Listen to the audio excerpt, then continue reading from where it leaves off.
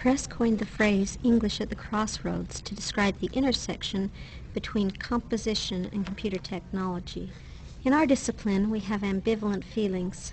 Some in our discipline are negative about this intersection, while others feel optimistic. These are titles of articles from Kairos, which is an NCT-sponsored, refereed online journal exploring the intersections of rhetoric, technology, and pedagogy.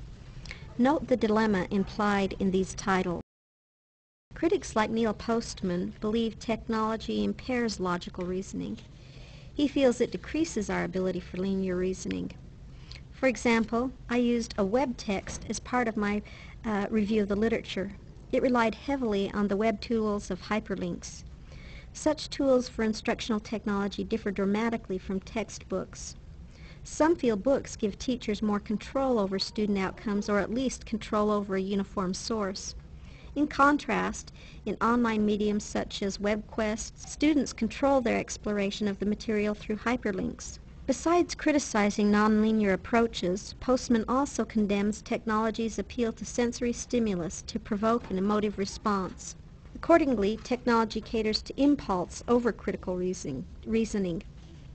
For example, Postman and other critics warn technology could be used to manipulate masses, devalue literacy, objectify women, shift our focus from learning to being entertained, and create other such problems. Writers like Postman both shape and reflect our nightmares. Today's quickly expanding use of technology only exacerbates the fears of some critics.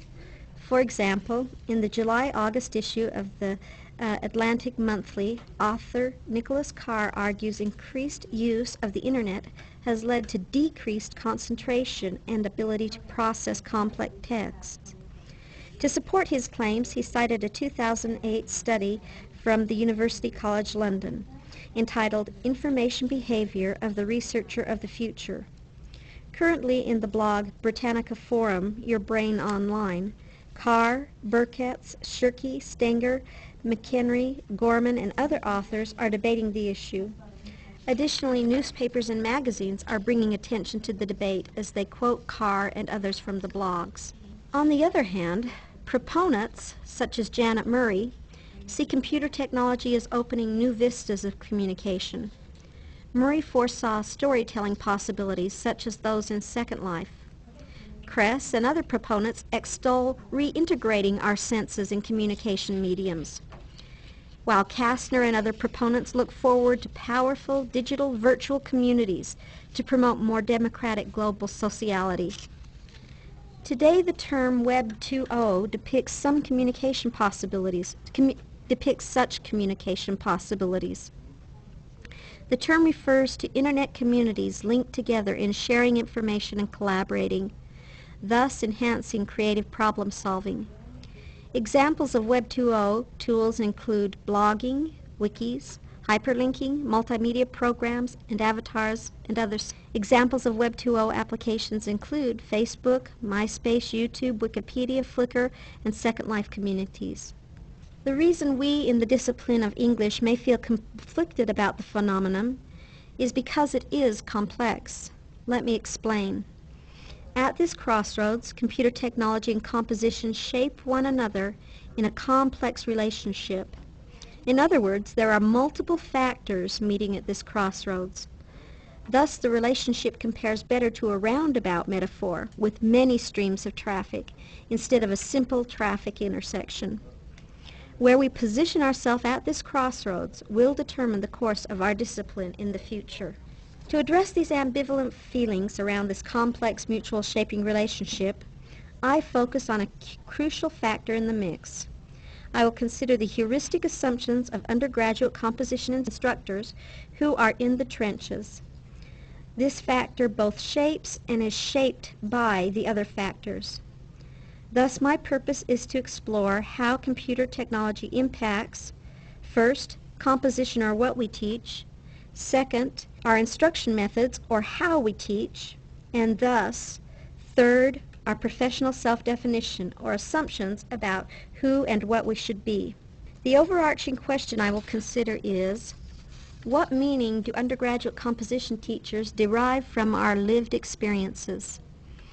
What are our positive or negative feelings, such as our fears or hopes? How do we make sense of these feelings? My sub-questions come from the purpose. How are we changing what we teach, and how do we feel about changes in what we teach? How are we changing our teaching methods, and how do we feel about changing our teaching methods? How are our professional identities changing, and how are our feelings impacted by the essence of our professional self-definition? Previously published theory addresses composition and instructional technology. Moreover, Einman and others have compiled stories from those at the forefront in the computers and composition communities.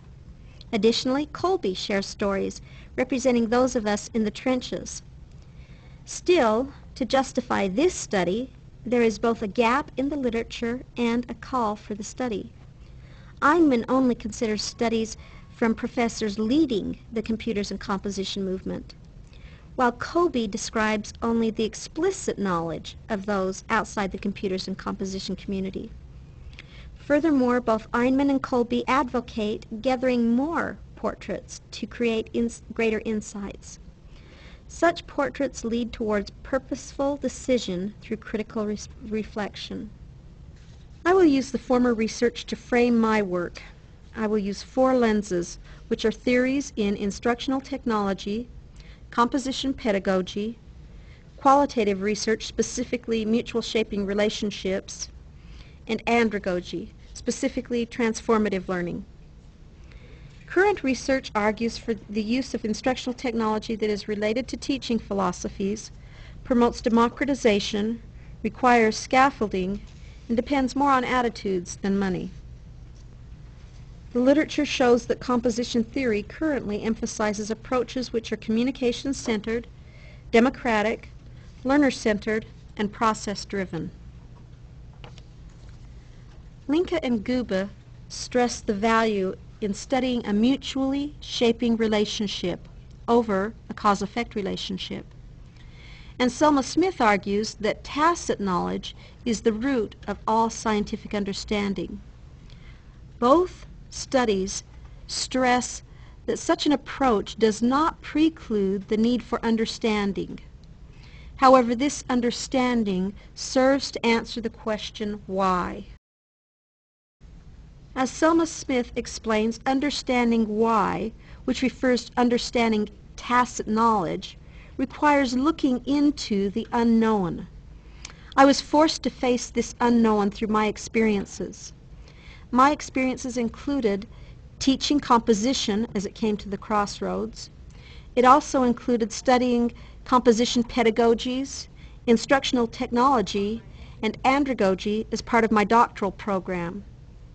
I chose a heuristic design to get at the heart of my experience, to compare and contrast it with others experiencing this phenomenon. In the heuristic methodology as defined by Moustakis, the first steps include discovering, then exploring the question. Then the primary researcher gathers and organizes data. Finally, co-researchers analyze the data to come to creative insights. I will choose my co-researchers, co-participants, for maximum variation. I will ask potential participants to complete an email survey. This survey comes from Gordon's Synetics approach. I will then select from those survey respondents a sample based on 3 criteria.